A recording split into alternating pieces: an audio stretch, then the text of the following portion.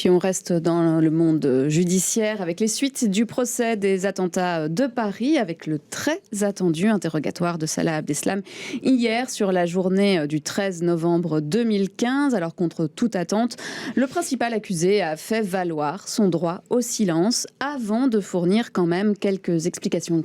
Camille Tanquin.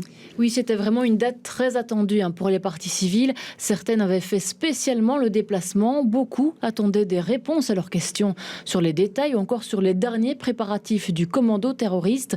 Mais dès le début de la séance, douche froide, Salah Abdeslam, alors qu'il avait déjà beaucoup parlé depuis le début du procès, souhaite faire usage de son droit au silence. Rappelons que c'est son droit, il n'est pas obligé de parler.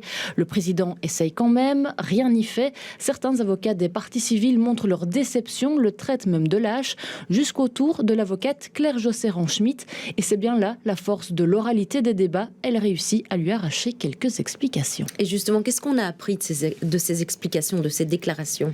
Eh bien, il a déclaré que le 10 novembre, donc 3 jours avant les attentats, il n'était pas prévu qu'il doive porter une ceinture explosive.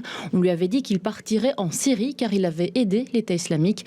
Mais les plans changent le lendemain quand il apprend qu'Abdelhamid Abaoud, le coordinateur des attaques, est en Belgique. Là, il aura appris qu'il faisait finalement partie d'un des commandos, mais il déclare qu'il n'a pas voulu aller jusqu'au bout, qu'il a renoncé à activer sa ceinture, pas par lâcheté ni par peur, dit-il, juste qu'il ne voulait pas.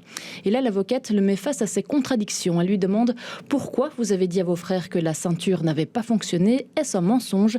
Salah Abdeslam répond en chuchotant « Oui, c'est ça, j'avais honte de ne pas avoir été jusqu'au bout, j'avais peur du regard des autres et j'avais 25 ans. » Et ce sera tout ce que la Cour pourra tirer de l'accusé, rien d'autre. La veille, Mohamed Abrini avait expliqué que Salah Abdeslam avait dû le remplacer dans un des commandos suite à son désistement.